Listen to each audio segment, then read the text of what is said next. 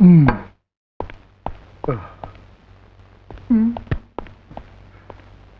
करूं तेरा, मैं क्या करूं पैम्पलेट। और तू तो कहता था कि कस्टम वाले उनकी चरस पकड़ के कंपनी को ताला लगा देंगे, तो फिर उनका सारा माल जहाज से सही सलामत कैसे पार हो गया?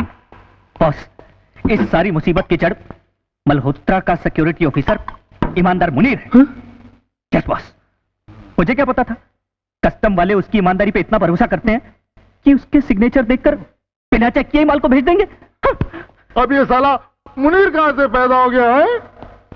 और तू तो कहता था कि तूने उसके सारे ईमानदार अफसरों को निकाल के परे फेंक दिया है और सारे बेईमानों को भर्ती कर दिया है, लेकिन ये साला मुनीर हमको कब तक परेशान करता रहेगा यार?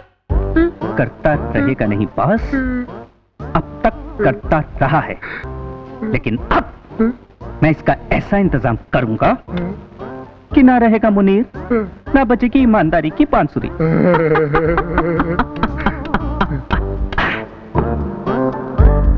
हेलो, मल्होत्रा साहब हैं? मैं उनकी शुभचिंतक। Munir get out! ये मेरी बात तो सुनिए सर, अल्लाह जानता है मैंने कोई चोरी नहीं की। मुझे नहीं मालूम गोदाम का माल मेरे घर में कैसे पहुंचा। आप उस पर गलत इल्जाम लगा रहे हैं। मैं तुम पे इल्जाम कहाँ लगा रहा हूँ मेरे यार, मैं तुम पे इल्जाम कहाँ लगा रहा हूँ? पॉपलेट ये आदमी है जिसको मेरे सिक्योरिटी गार्ड से सिक्योरिटी इंचार्ज बना दिया और इसने कंपनी का माल अपने घर पे पहुंचा दिया। इससे पहले कि मैं पुलिस को बुलाऊं, इससे बोलो जाओ यार, घर आओ यार। एक्सक्यूज मी सर, हम सब लोग मुनीर अंकल को अच्छी तरह जानते हैं, वो ऐसा काम कैसे कर सकते हैं? नहीं सर, इतना बड़ा कदम उठाने से पहले आपको दोबारा सोच लेना चाहिए। मेरा दिल कहता है मुनीर अंकल ऐसा काम कभी नहीं कर सकते। कमाल करती है मैडम आप भी। आप क्या मल्होत्रा साहब को इतना बेवकूफ समझती हैं कि अपनी आंखों देखी बात का यकीन नहीं करेंगे और आपके कोमल दिल की बात का यकीन? आंखों से देखा है मैंने।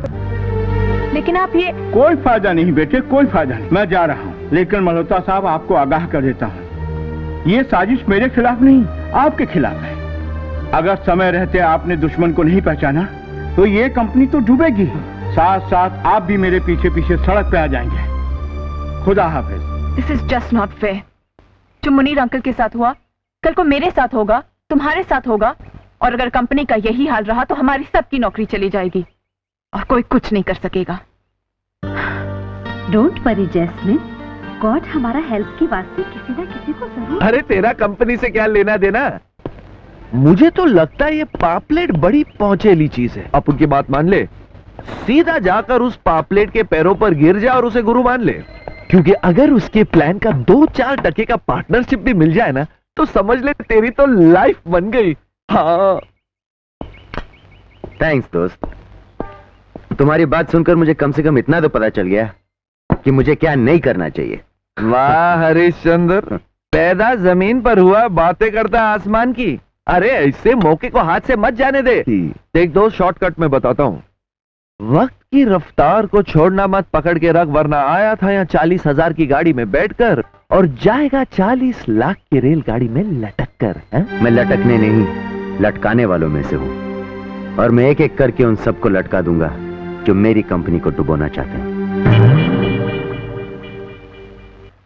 आज से 6 महीने पहले ये कंपनी जून में आसमान पे थी, जुलाई में खजूर में अटकी, सितंबर में जाके ये जमीन पे टच हुई और आज दिसंबर में जमीन फाड़ के अंदर घुस गई है। जानते हो क्या? अपनी आदतों की वजह से, अपनी आपस की फूट की वजह से फूट। घबराना नहीं, इस कंपनी में अब एक नया स्पेशल इन्वेस्टिगेटर आ रहा है, एक नया स्पेशल इन्वेस्टिगेटर जो पैदा हिंदुस्तान में हुआ और पला बड़ा अमेरिका में। Deadly combination. डेविड राठौड़, जो लोमड़ी की तरह चालाक है और बिल्ली की तरह होशियार है और चीते की तरह तेज है। आप देखना, डेविड राठौड़ हम सब में छिपे हुए विभीषणों को चुन चुन के मारेगा। तालियां, स्माइल और खुश होइए, ये कंपनी बहुत जल्दी ऊपर चली जाएगी, वापस आसमान में। तालियां! जरा सोचिए, जैसे ही ये कंपनी आसमान पे जाएगी, हमारा नॉन प्रोग्रेस चार्ट वापस प्रोग्रेस चार्ट में बदल जाएगा। तालियां!